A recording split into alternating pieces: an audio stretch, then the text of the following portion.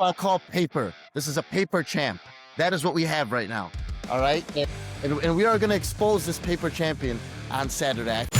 Welcome to First Strike, only on VSiN, the sports betting network. Here's your hosts, Dave Ross and Rob Moreno. It is First Strike here on VSiN. I'm your host, Dave Ross. Going to have Rob Moreno join us in just a little bit, but look who it is, America. Chicago's finest, Zayd Hussein, back on the program. Give him a follow on X as I do at Zayd_Hussein. My man, always great to catch up with you before a very big fight week here at UFC 328. Not one, but two titles on the line in Newark, New Jersey. You're not going to be at the fights in Jersey because you're going to be in Vegas making a rather large wager, my man. How excited are you for this main event coming up with Khamzat Chimaev taking on Sean Strickland? I'll tell you what, Dave, as soon as I saw the finish between Strickland and Hernandez, I knew that was going to be the fight. I mean, who couldn't? I mean, Sean Strickland goes out there. He looks great against Fluffy. And now you get him in a spot where you could throw him in against the champion in Chimaev, who obviously they have a ton of bad history and bad beef between each other.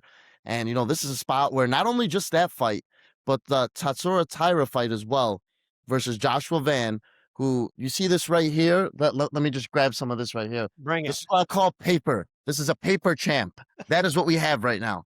All right. And we are going to expose this paper champion on Saturday. I think we got a star in Japan brewing on our hands. And it's going to be a ton of fun this weekend. There's a lot of big fights, a lot of big names. I can't wait to dive in.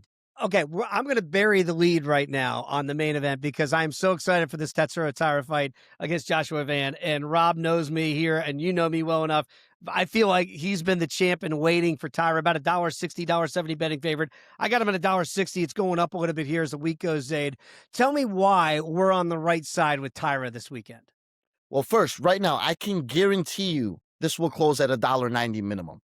$1.90 minimum. So if you could get $1.60, $1.70, no problem. But I guarantee you it will close $1.90 or higher. Taira's a guy with the grappling side that we've seen. And we didn't get to see it with Pantoja, unfortunately, because of, you know, the freak injury that happened to him. But his grappling is relentless. His pressured wrestling is relentless. And we saw what he did to a former champion in Brandon Moreno. Now he gets to take on Joshua Van, who's been taken down by a ton of opposition. And I would say lower opposition. Lesser of wrestling, not as good grappling, not as good on the ground with submissions. And, you know, you put him in against a guy like Taira, who's kind of a really, really big guy for that weight. He's going to walk you down. He's going to take you down. I think he's going to give Van a ton of trouble. And honestly, I saw this around, 210, 220, I want to say about 5-6 days ago. It came back down. I think some money came in on Van. A lot of people like Van. I don't see it. I see Taira walking him down, taking him down, and getting him out of there with the submission. He looked really good in his last fight.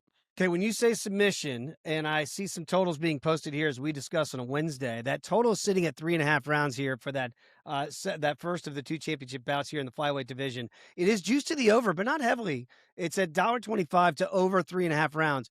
I see it the same way you do, that if the fight gets taken down to the ground with Taira's pressure on the ground, the way he doesn't look to control, he looks to finish when he gets you down there on the ground. His hands are a little bit underrated, I think, too. We all know that Joshua Van might have the best hands in the division. You don't want to play that game. If he can get those takedowns that you and I think that Tatsuro Taira will get, when do you see that submission potentially coming?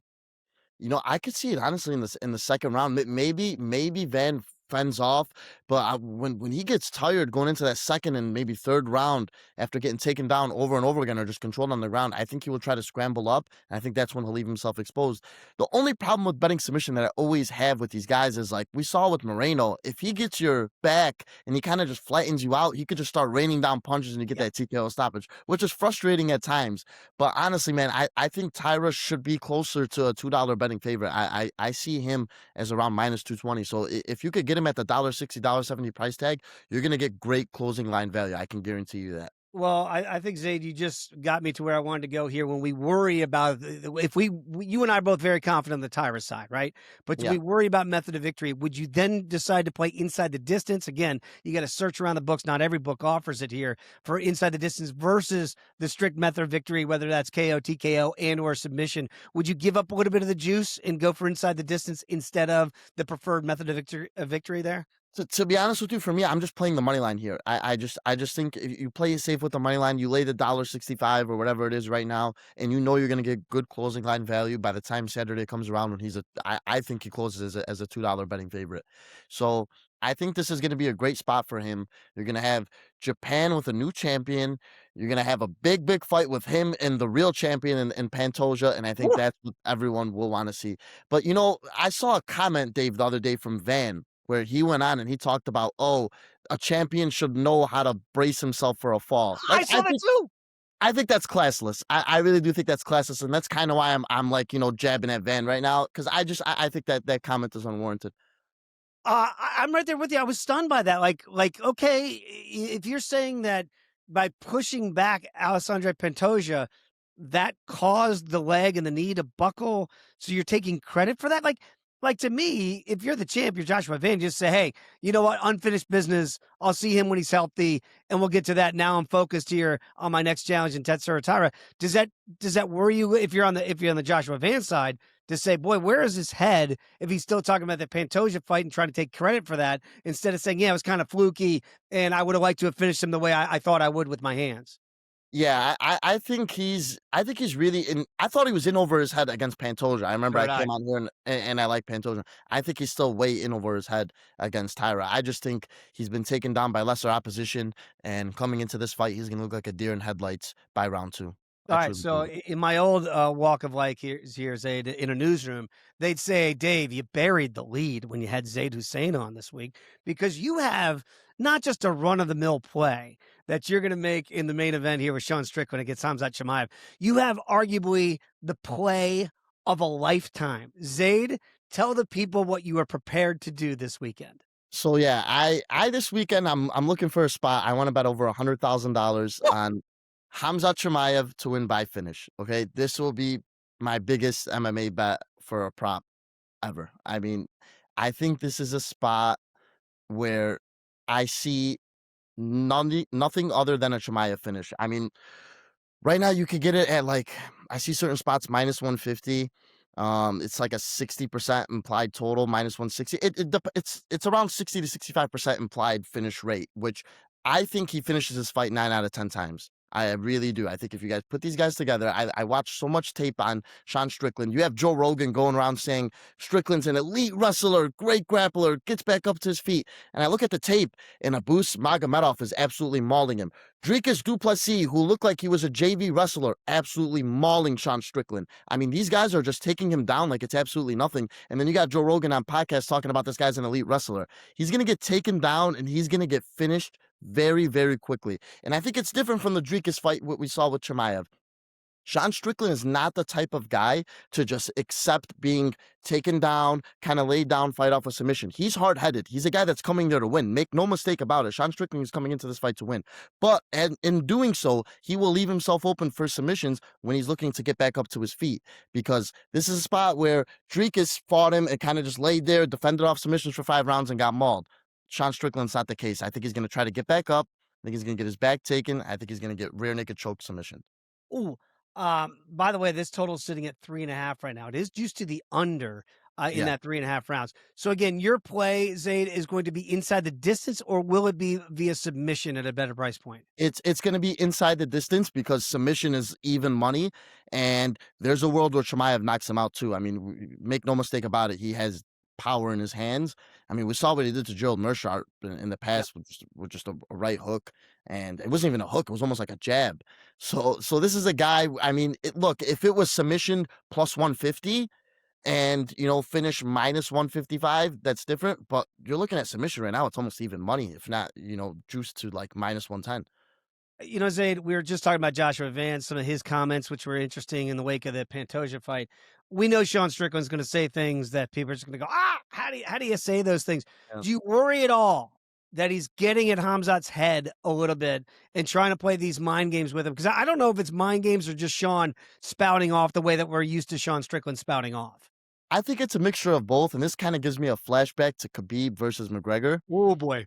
And looking at a guy like Chimaev in how he is before these fights and staring across, these words are not going to bother him. If anything, honestly, it's going to make it worse for Strickland. I mean, you do not want to get this type of guy, riled up and mad. And what's good about Chimaev is he's not a guy that's going to go out there. He's going to stand with you and play patty cake. He knows what he has to do. He's going to go run across the cage. He's going to take you down. He knows where he's strong, and he pursues it right away. And, man, I'll tell you what, Brendan Allen went down there, trained with those guys, and Chimaev is looking really good. He's ready. They brought out a great fight camp. They got Pat Downey training with Chimaev as well, one of the best American wrestlers, decorated wrestlers there is. And it was a great camp for Chimaev. I know that for sure, and he's ready to go. I got to be honest with you. I've been wrong on Sean Strickland fights, right? When I think he's going to beat DDP, he doesn't. When I thought Fluffy Hernandez was going to run through him, it doesn't happen that way. I was on the right side against Israel Adesanya. The point is, he has fought the best of the best, right? He has been in there with some of the very best in the division. For that reason, would you look to an over 3.5, or do you really think Chimaev can get him out of there in quick time? Yeah, I think he could get him out of there in quick time. I mean, you look at what Chimaev's done to these type of guys. I mean, Kamaru Usman's a guy that mauled Strickland early on in his career. Look what he did to Kamaru Usman. You know what I mean? Like, he had his back. He had him in bad danger in the first round. And this first round, it's like you're holding your breath if you're a guy that, has the guts to bet a Sean Strickland, because you don't know if he's getting out of that first round. And in the second round, it's going to come right again, twice as hard. So I don't see it. I don't see it getting out of the first, to be honest with you. I really don't. I think it's going to be a brutal spot for Sean Strickland. I think this is where Strickland goes to the press conference. He talks a bunch of, he gets things rolling, and then they fight. He loses, and he says, "Oh my well, God. guys. Yeah, I gave it my best shot. I'm sorry." That's Sean Strickland 101 right there. I actually agree with you. I think a lot of this stuff is just Sean being Sean. It doesn't bother me. I know it bothers some people out there, and I don't think it bothers Chimaev at all either. And I bet you afterward, it's kind of water under the bridge. You know what this is sometimes to try to play those head games, sell some tickets as well. It's going to be a raucous crowd. Strickland will have the crowd on his side, we believe, in Newark, but I don't know if that's going to help him once they lock that cage for potentially 25 minutes. Zayd, I was kidding with Rob before we started doing this broadcast here today about what year is it when I see Jeremy Stephens on the main card against Bobby King Green. I'm not mad at it. I'm just surprised I didn't see this coming on a title card like this. But what do you make of Jeremy Stephens in year of our Lord 2026 going up against a guy like Bobby King Green? I love this fight, and it's funny. I was talking about it too. Like, I think just for a fan that's been watching the sport for such a long time, being able to see Bobby King Green and Jeremy Stephens on a pay-per-view card throwing down with each other is great. And to be honest with you, you could get Jeremy Stephens at over 5-1 by knockout. Wow. Jeremy Stephens is not a guy that's washed by any means. I think he has a fresher chin than Bobby Green, to be honest with you. And I think in this fight, when these guys are throwing the leather, 4-ounce gloves, give me Stephens as a flyer at over plus 500 by knockout. I think the line's a little bit wide. I think you're the first person I've talked to so far that kind of likes the Stephens side here at that elevator price point at 5-1 for a KO. But I see the logic behind the madness there. Zay, very quickly, when you look up and down this card, it's a pretty darn good card. You got Waldo Costa Cortez against Alexander Volkov. Sean Brady fight against Joaquin Buckley. I've heard a lot of varying opinions on that. Either one of those fights in the main card that intrigue you at all? Both are interesting, and I'm kind of back and forth. If you got Buckley early at around, the plus $1.75-ish, bravo to you. I think that was a solid bet. At this price point, it's just a matter of if Brady can get him down. I thought Buckley looked really good against Colby, Dave. And it also attests to, how washed really Colby is. But Brady did not look good against Morales, man. And now you're laying a decent price against the guy in Joaquin Buckley who, okay, you've definitely been training on takedown defense your whole entire time. And Brady isn't no Kamaru Usman when it comes to wrestling. It's hard for him to kind of get Buckley to the ground. I think Buckley could piece him up on the feet. I like Buckley at about I mean, even if you get it at $1.59, I think it's still a solid bet.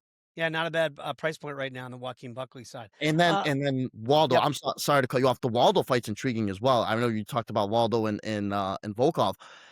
Waldo's rolling, man, and I think he could actually wrestle a little bit here. I could see a path where he wrestles, and Volkov's getting up there in age. I kind of like that side too. If you can get him in there and get the big rush and kind of make it ugly here, push him up Yeah. against the cage, that'd be an interesting fight. And again, even at distance with those guys, I know Volkov's got the bigger height and reach.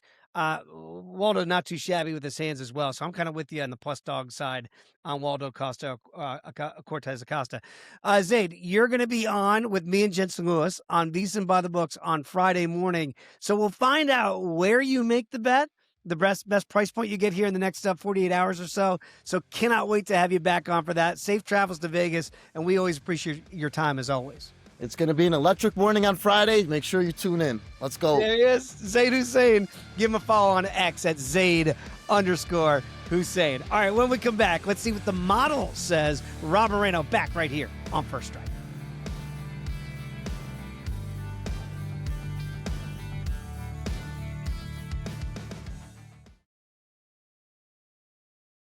You're tuned in to First Strike, right here on VSiN, the Sports Betting Network. We continue First Strike here on VSiN. Dave Ross, Rob Moreno here with you. And again, if you are not a VSiN Pro subscriber, again, I ask you, what are you waiting for? It's a great time of the year. It's always a good time of the year, Rob, to get in. Right now, we got a special for you here, $9.99 for your very first month if you sign up today. There's also another great offer going on here where you can get it for $199. It covers you for the whole year, 12 months, and then we're throwing 2 months extra. That's going to give you 14 months of VSiN Pro. So that's less than 50 cents a day if you're doing that math. And I'm not great at math. So everybody at VSiN did it for me here, Rob. So it really is a good time to strike here, a la First Strike, not just for UFC picks that we give out, but certainly every sport you have. And oh, by the way, don't look now. Okay, you can look. Football season is right around the corner, Rob. So no better time than the present to become a VSiN Pro subscriber. Is NFL just always around the corner? I feel like the NFL is just it's always around the corner. Who are we joking here? But yeah, what a deal. And hey, I don't know if any moms out there bet, but it's Mother's Day. What a great gift for mom. VSiN. Come on. I think I don't want to look. I can't really get my mom into gambling per se, but she now tails some of my golf picks, not monetarily, but she'll say, "Dave, who did you like this week?" Yeah, Mom, we talk golf too, not just UFC. We got you covered. Great conversation with Zayd Hussein. Really excited to have him on VSiN by the Books. Shameless plug, 7 to 10 a.m. Eastern weekdays here with me and my guy Jensen Lewis. So we're going to have him on. You're going to help facilitate that, Rob, on Friday. And the reason why we bring that up in the show is, again, we don't know where Zayd is going to make that big money because, to Zayd's point, he's going to shop around Las Vegas when he gets out there and do his due diligence and find the best number. How many times do we preach that on this network, not just about UFC betting, but if it ends up being at Circa, great. And if not, he finds a better number out there, he's going to bet it somewhere else. And we'll bring that to you live on the show on Friday with Jensen and I. But that really is the exercise, Rob. When you're betting and you're really trying to get ahead of the number, as we try to do each and every week in the show, then you really are not doing yourself a service if you don't shop multiple books and find the best number out there. Oh yeah, it's such a common exercise now, week to week, especially whatever sport you're betting serious. For the UFC, for me, yes, I shop around. I look for the best numbers, and sometimes it's only a couple cents here and there, but it matters over time. Yes, when it comes to the recreational bets, and the boys are texting me their cool soccer parlays or tennis parlays, I'll just take whatever book I have available at hand. But when I'm betting the UFC, and that is the serious sport I bet, yes, I am always shopping around looking, especially when it comes to props, because those props will vary book to book. And here in Vegas, sometimes your options vary book to book. Yep. So make sure to have different outs if you're here in town. And by the way, to that point about finding the best of the number, I want to bring this up because I mentioned it a little bit on the show this week when we were kind of looking back at last week. Carlos Prates, just sensational victory over JDM over there in Perth, Australia. A fight on the undercard that you and I talked about a lot last week was Tim Elliott against Steve Erceg, Astro Boy. And the number that you got on Tim Elliott, and I want to make this point, was the right play, the value play at the time, which you almost got him at 3-1 on Tim Elliott. This number dropped like a rock to the point where I was getting texts from people that we know in this industry going, "Hey, is there a flag on this fight?" And I was like, wow, this thing really is cratering. And then I ended up hopping in on Erceg at minus $1.65. The point is that the value, depending on where the number is during the week, can change.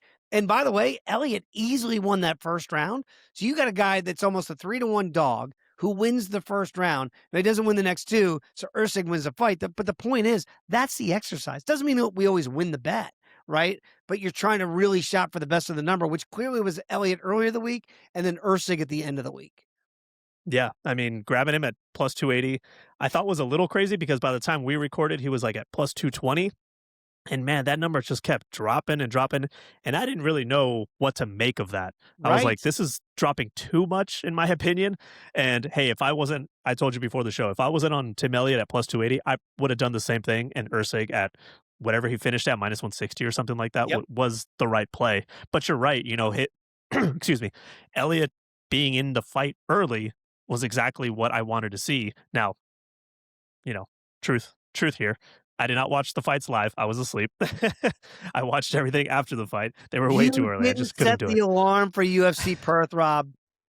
I tried. It didn't. The alarm was set. The awakening did not happen. But I swear, I woke up, I checked my phone, and I saw the face-off between JDM and Prates, and I was like, I sat up in bed, and I was like, I got to watch this main event. There we go. So the main event was caught live. Everything else was caught in post. But yeah, it's all about just finding the edges that you believe are true to the numbers. And plus 280 on Elliott, I will still take that every single week. Elliott plus 145, I wouldn't take every single week. I try to tell people all this time, I've made what I think are great bets that don't win. I'm okay. I can live with those. And that would be a great example if you're on the Tim Elliott side last week. That's what we're trying to find, that value in the number. And there was value in it. That's why the number cascaded the way it did to more of a much playable number on the Usyk side. All right, let's get to this week's plays here. And again, when you got two title fights at the top, and they're very different, lined very differently, right? So we look at Tatsuro Taira. Even though he is not the champ, and we know that Joshua Van is, rather, Joshua is still a solid underdog in this fight. Tatsuro, I'm seeing north of $1.70, $1.75. And to Zayd's point, he believes this will close a $2 betting favorite on the Tatsuro Taira side. Now, look, I played already Tatsuro Taira minus $1.60. If this number, kind of like our Tim Elliott discussion just a second ago, cascades to where all of a sudden Joshua Van is a $2 betting underdog, not saying I'd come back, but the value might get extracted on the Taira side. So that's why we do the show when we do early in the week and see if we can find the best of the number. Where is the model on this fight, and what do you see? How do you see it playing out? So the model plays it pretty close, if I'm being honest. But it leans Tatsuro Taira. Like it sees him as the rightful guy. And that's how I feel, honestly. Even before running the model, I may not be as aggressive as Zayd was in calling him a paper champion, but I understand. I think he's got a chip on his shoulder, and Van may have something to prove here. But kind of like you guys talked about, the stuff he's saying, off air and things like that, and saying maybe he was responsible for breaking the arm or the shoulder. That kind of stuff makes me think he's might be overconfident and over speaking on what he knows he can do in the cage. And a guy like Tatsuro Taira, like you mentioned, a guy in waiting to be champion. And I mean, hey, Joshua Van, 24 years old. We're talking about a brain that's not even developed. Maybe that's why he's saying the stuff he's saying. But Taira looks, I describe guys like Pantoja that are like there to run business. Taira may not be there, but he is a guy who is there to win and do play the game he plays. I mean, excellent XR percentage, 79%.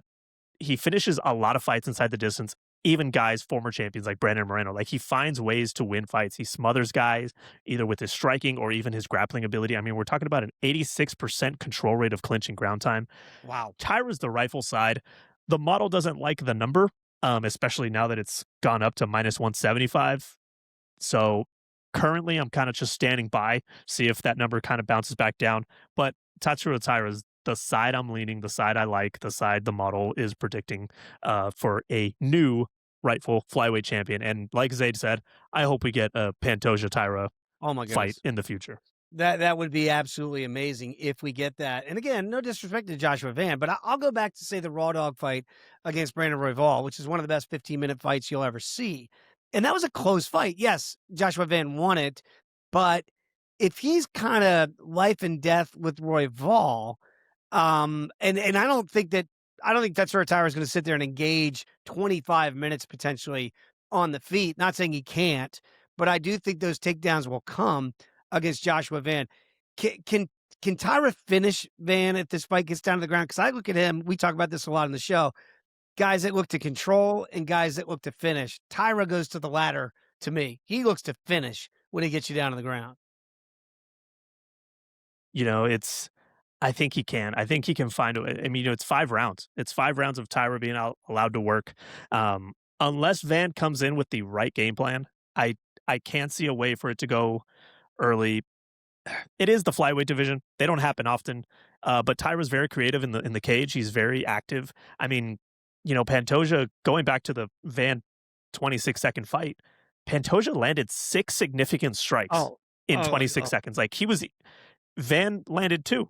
Like, if you pressure him, Van backs up. And that's, as crazy as it sounds, that's what was happening until that leg got, I don't want to talk about it, but It drives me nuts because I was on the Pantoja side that day and I really thought we were on the right side in that Pantoja fight. That's an awful way to lose a bet. Honestly, it's an awful way to see it, but hey, it's an awful way to lose your championship too. Honestly, my heart to Pantoja. I hope he comes back. I can see a way that Taira can, very similar to the Moreno side, where he's taking him down, beating him up, and maybe there's just a spot where Van can't get out of, and he's just kind of, you know, not a true knockout, but just kind of that TKO situation. Yeah, I'm with you though. And I think a really good point that you made there about the rising price, that the model doesn't see a value right now, even though it should be rightful favorite here to the Tatsuro Taira side. That's why we was talking about if there's value in the number. If not, you can pass and maybe hop in live depending on what you see in the first 5 minutes. So have that patience not to bet bad numbers. That's what we try to preach here. We'll find you a fight that there is good value on. You don't have to bet every one if the model's not showing it. Look, I'm fascinated by the Sean Strickland fight. I'm rooting for our guy, Zayd Hussein. I want him to win his wager, but I do see a danger right now in laying almost $6 on the Khamzat Chimaev side here. Now, look, as you know, I have been on the wrong side of a lot. Like you have to do some self-inventory. I've been on the wrong side of a lot of Sean Strickland fights, right? I'll go back to Alex Pereira putting his hands down, getting knocked out by Pereira back in the day, right? I was on the right side when he fought Izzy, when he was a $5 betting underdog that night over there in Australia, and he looked spectacular in winning the belt.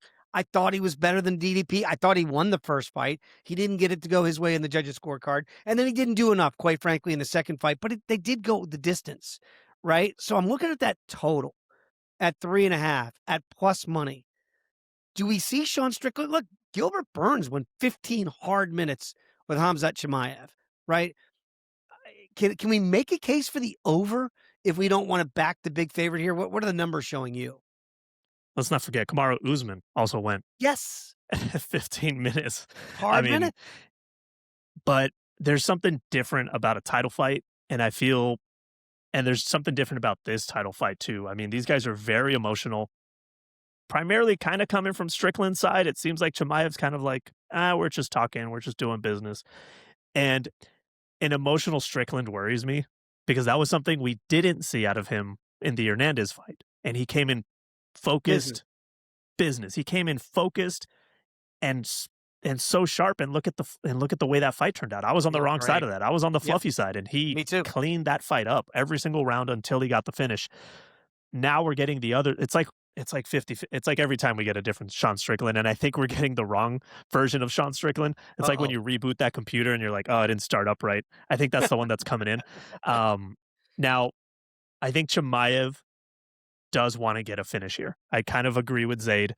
You know, going through the numbers, everything just leans all on Khamzat Chimaev, but the numbers out of control too. Like you said, the odds themselves are not on the right side. I mean, we're talking about 81% XR percentage for Chimaev. That's excellent. But Sean Strickland has a very respectable one at 70%. Excellent. Significant strikes. Chimaev lands 4.04. Strickland does outscore him there, 6.04. But the differential is where that matters because Chimaev has a 1.72 significant strike differential, meaning he's getting hit less than 3 significant shocks per minute. That's fantastic because he avoids damage, he avoids trouble. Honestly, he avoids getting hit. I mean, when he beat Dricus du Plessis, he landed a total of like 36 strikes, but had 22 minutes of control time. Right. That's his game. But I feel like he game plans for the opponent, and that's kind of what makes him a very scary champion, really. Sean Strickland, I don't know if I'm not going to say he doesn't game plan, but it doesn't seem like it's probably an Achilles type of situation where he doesn't fear the man in front of him. No. but sometimes that's his downfall. Alex Bejeda being that example. Hey, I'm not scared of your striking. My hands are down at my hip. Bam. Lights out, Knocked out. right? He didn't fear Israel Adesanya. That paid off because he got in his face and he smothered him.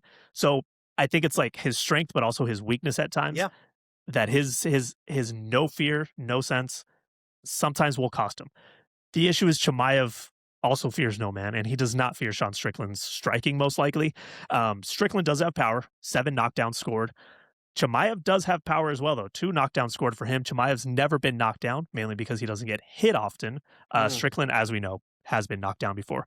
It's that control rate over and over again. The control rate for Chimaev is at 98%. That is just absurd. It's completely ridiculous.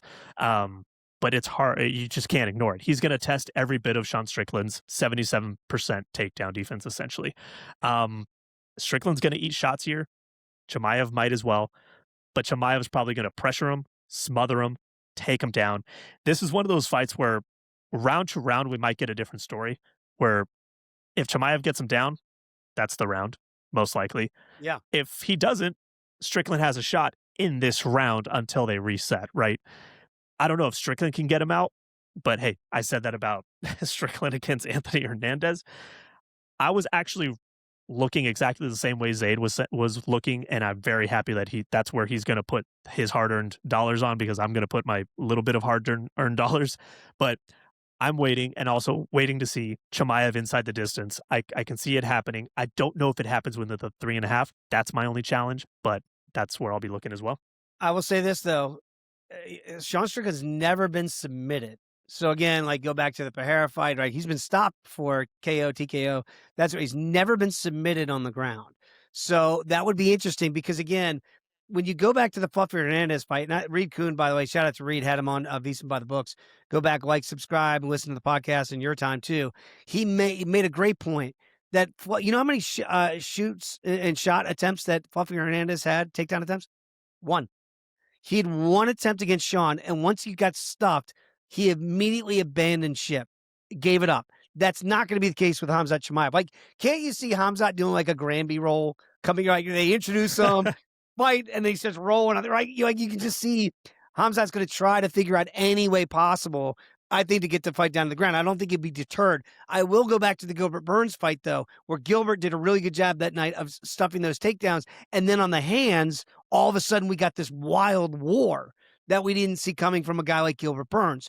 That, to me, is the pathway to a Sean Strickland upset, is if he can stuff the takedown and get Khamzat to say, uh-oh, I got to fight him with the hands, and maybe he can beat him with the hands. There's a very real opportunity that Chimaev can get him out of there with the hands, too. So it's not a one-way victory for Chimaev, but the best pathway to the upset, to me, is Strickland stuffs the takedown and deters him like he did Fluffy Hernandez, and then all of a sudden we're standing, and that's where Sean Strickland lives. Ask Israel Adesanya, right? That's where you're going to get the best version of a Sean Strickland. Now, will that happen? I don't know that I'm willing to bet that, but that's the pathway that I could see for an upset.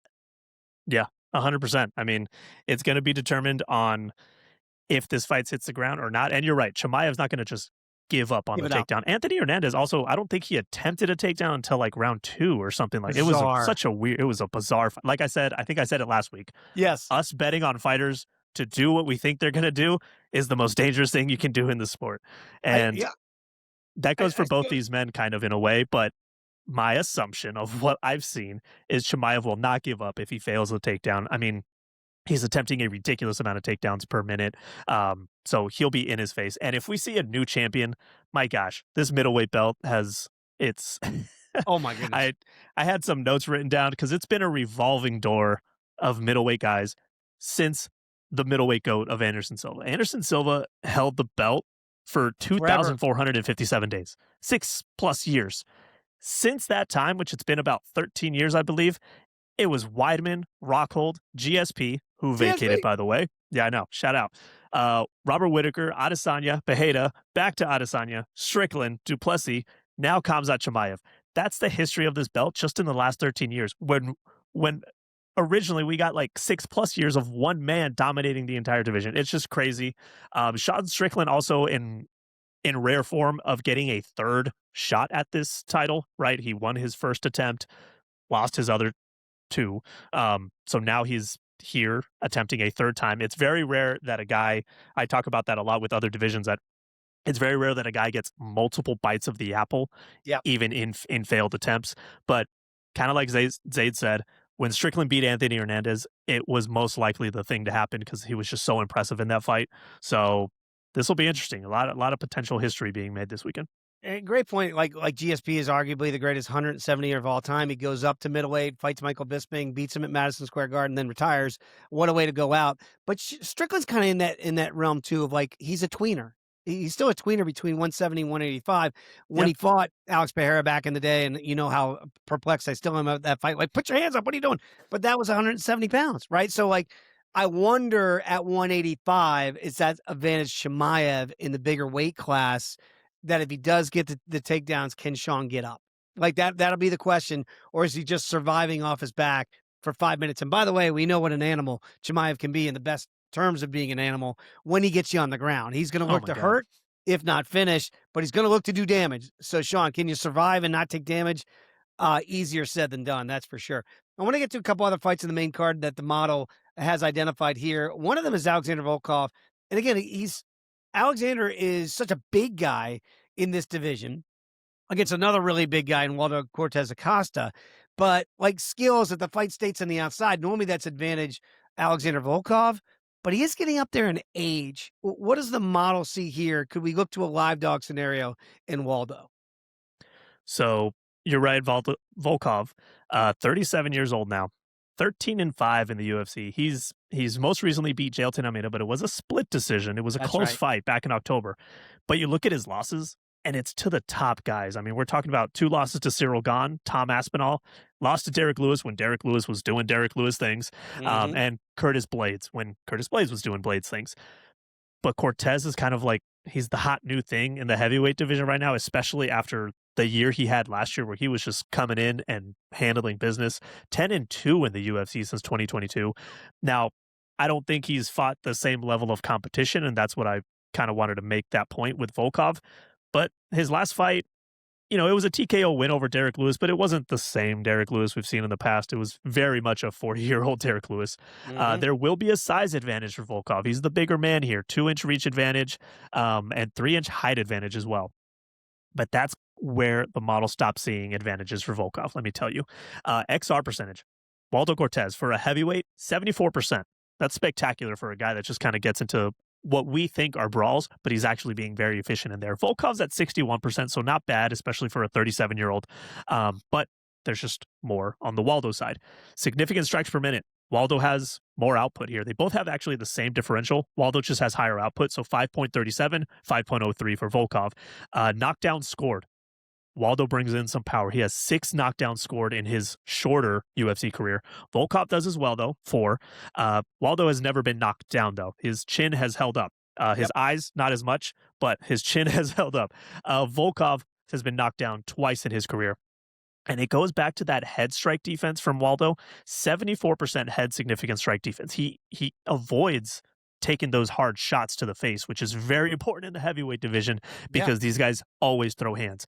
As far as grappling, let's face it, it's the heavyweights. There's not a ton there, but if you're going to go a certain way, I would look at Volkov.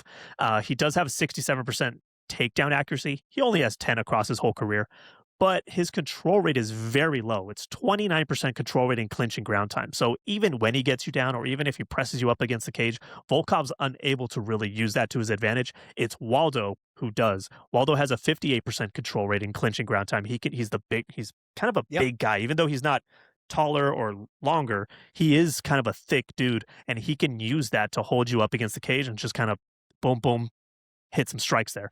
Also, by the way, neither man averages 1 takedown per 5 minutes. So if we see a takedown, it's a shock. Right.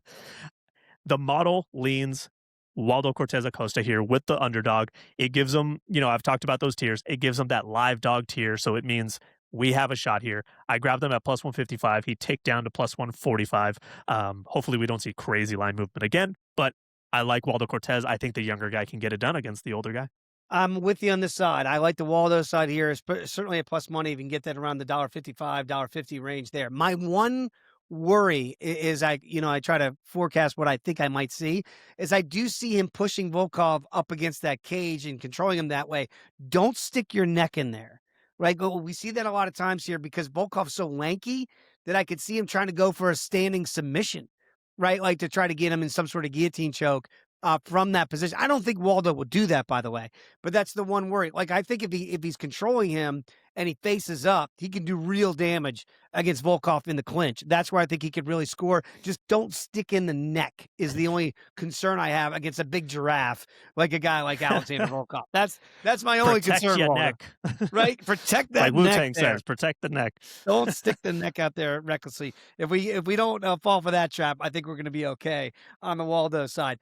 You and I were kidding about it. What year is this when you look at Bobby King Green against Jeremy Stevens, Rob? Look, I'm kind of like Zayd. I'm excited in a way to see two guys that if this fight was 8 years ago, we could see it for a title, right? But it's not 8 years ago. It's 2026.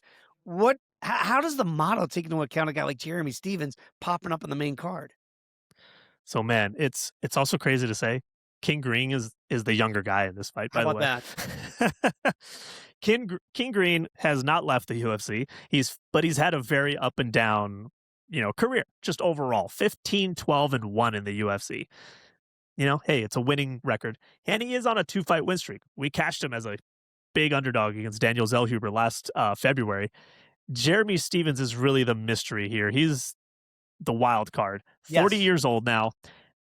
He's been to PFL. He's done some bare knuckle boxing. I don't have those stats. I don't account that in the model. But his MMA career alone, and this does include PFL, his MMA career alone, 1-8-1 in his last 10 MMA bouts. Ouch. So he was brought back last May. So a whole year ago was his last MMA fight. And it was a loss. And it was after he had a little run in bare knuckle. He was just kind of, flashy, knocking dudes out, bare knuckle. Yep. UFC's like, hey, come on over here and put some violence in here. Puts up a loss. He goes back to fight Mike Perry in bare knuckle box, gets knocked out there. And for some reason, the UFC's like, hey, you want to come back again? So he's back in here. XR percentage for Jeremy Stevens. I mean, what are we expecting here? It's at 46%. Like I said, 1-8-1 will get you a pretty bad record. And like I said, XR percentages are based just on his UFC numbers, not anything he did with his bare knuckles. Bobby Green, for a guy who I think we picture a lot of violence and like chaos around him, 73% XR percentage, actually very clean, very efficient. He knows how to win rounds. He's a good veteran. He's a veteran who's willing to fight anyone, anytime. But he's also smart. He's sneaky smart about his game plans in the cage. Significant strikes per minute. Stevens, man, he's known for those hands. He's known for those bombs. He just doesn't have the output lately. His output is only 3.15 significant strikes per minute with a pretty much flat differential. So he eats, as we know, he'll eat every shot he dishes out. Bobby Green, on the other hand, 6.47 significant strikes landed per minute. He's got high volume and a solid differential for what he gives out, 2.82 differential. So he's avoiding at least not eating as many shots as he's dishing out. We know Bobby Green's got some power, 4 knockdowns, but Jeremy Stevens, we always have to pay respect to his power. He has 18 knockdowns in the UFC. He is tied second all-time with, once again, Anderson Silva. I like bringing him up as much as I can. Donald Cerrone has the most knockdowns at 20. So, hey, Stevens could tie the record here, maybe break the record, but the issue is Stevens hasn't actually landed a knockdown since 2018. So hey, props to him for hitting 18 like 8 years ago, but it's been a minute since he's had that power displayed in the octagon. Control rate goes to Green. Takedown accuracy goes to Green. Look, the model sees it Bobby Green's way. It gives him an 80% win probability. He's a tier 1 favorite, but this number has gotten also out of hand. I believe he was minus 310 when I was writing notes yesterday, minus 355 now today. Mm-hmm. I understand the move. Jeremy Stevens, we're not sure what he's bringing into his UFC career at the moment, but it's too steep for me to play. I agree with kind of what Zayd was saying. I'm not taking Jeremy Stevens to get the knockout, but I can definitely see this fight ending inside the distance, which is interesting because, and I'll ask you, since you're the rounds guy, it's priced over 2.5 minus 160. I don't see this going all 3 rounds. Do you? No, and great point. By the way, whenever we mention the Cowboy and the Spider in the same show, that's a better show. When you get Cowboy Cerrone and you get Spider Silver in the Just show. doing what I can here. Doing what I Yeah, can. right. Exactly. I look at it the same way though, Rob. And look, if you wanted to take a shot like Zayd's going to take on Stevens by KO, that's the way to play him. He's not going to beat Bobby King Green 15 minutes and outpoint him. That is Right. not going to happen, right? So I don't even think there's really value in playing him on the money line here. To me, it would be by KO for Jeremy Stevens, but as you mentioned with Bobby, he is a smarter fighter in his advancing age. And the cleaner it is, he might be able to get Jeremy Stevens out of there just by attrition, right? So to me, I think a good stab is on that under 2.5 rounds at plus money, at plus $1.20. I feel like I'm getting my double chance there instead of taking the long shot at 5-1, 6-1 on Stevens via KO, or playing Bobby King Green by KO. I just it's almost like a double chance at plus $1.20 that somebody gets somebody out of there. I think it would be Bobby Green in the end to wear down Jeremy Stevens and accumulate that damage. And look, we're all getting older in this world. How much more does Jeremy Stevens really have? How much does he really want to take in there if Bobby's lighting him up with that XR percentage that you alluded to? To me, the under might be a smart value play at plus $1.20 here for under 2.5 rounds. One more fight here very quickly here. I had Grant Dawson on as a co-host of shows I did in A Different Life. So I root for Grant personally against Mateus Rebecki here. He is a sizable favorite, Grant Dawson. We know he wants to wrestle. We saw what happened when he went hands against Bobby King Green and got knocked out. What's the model showing you here with Grant Dawson as the favorite? So Grant Dawson and Matisse. Dawson's going to have some size advantages here. He's got a height advantage and a 6-inch reach advantage. So should he worry about the hands? We'll see. But XR percentage, also excellent for Grant Dawson. 82% XR percentage, just absolutely knows how to control and dominate a round. Rebecki, 69%, respectable. There's nothing to shame that, but it's just a little lower, buddy. So you got to make up for it. Significant strikes landed per minute. Grant Dawson is much lower output, 3.18, but the differential is 0.98, so he's only absorbing 220, so he stays out of trouble, probably learned his lesson against guys like Bobby Green. Like, I think he's aware that his chin just doesn't hold up the way it should, and Right. he knows how to avoid damage. Rebecki does have high output. Rebecki has 5.40 significant strikes landed per minute.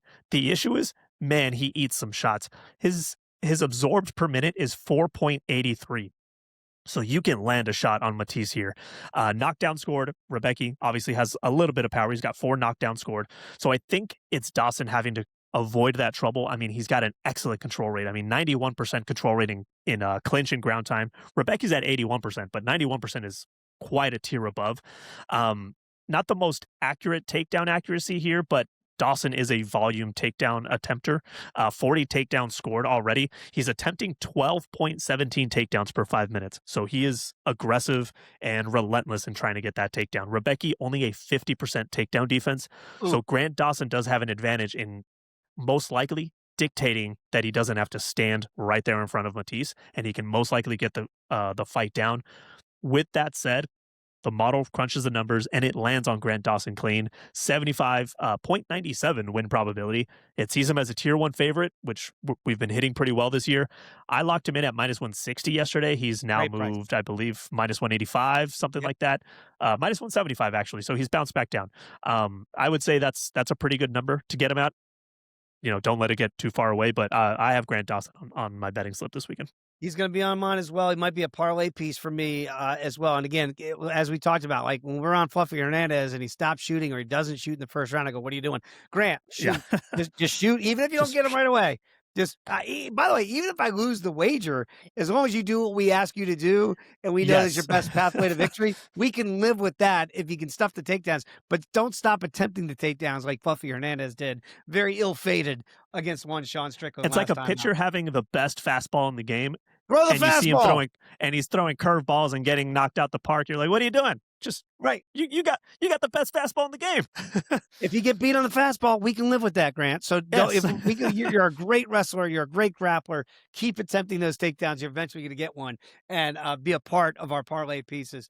Rob, fantastic stuff as always. Again, we tell everybody we really appreciate everybody that likes and subscribes to VSiN First Strike here. And again, tell a friend, right, Rob? Because the word of mouth, we're starting to really grow those numbers each and every week. Yes. Tell a friend, share it with family. When you get together with mom this weekend for Mother's Day, tell her about your favorite MMA show and make sure she tells her friends. Because it And is hey, the best if you MMA. because it is. It's the It best is. sport. It's the best sport. That's It's great. Mom will like it. I think mom will Mom- like it. Does mom I watch mean- our First Strike now? I know she used to love our old First Strike. You know, I tried to get her to watch when I was home to watch one of the UFC cards. I couldn't get her to do it, Rob. So Ah. she loves our show. She'll listen to our fight takes. She will not watch the fights. I get it. It's not for everybody, but certainly for us here. On In all First Strike. fairness, as part of this equation of First Strike, I'm okay if you don't watch the fights. Just watch us. That's it. We'll tell you what to bet. That's what we're here for. Rob, great stuff as always. Really appreciate Zayd coming on. And again, everybody, on Friday morning, please watch VSiN by the Books with me and Jensen Lewis, because we're going to have a special for you there with Zayd. I know you're going to help with that, Rob, facilitating that if he does go down to the window at Circa. So that's going to be a real-time event here on Friday's show here on VSiN. So for Zayd Hussein, for Rob Moreno, I'm Dave Ross. Thanks for watching First Strike, and we'll see you next week right back here on VSiN, the Sports Betting Network.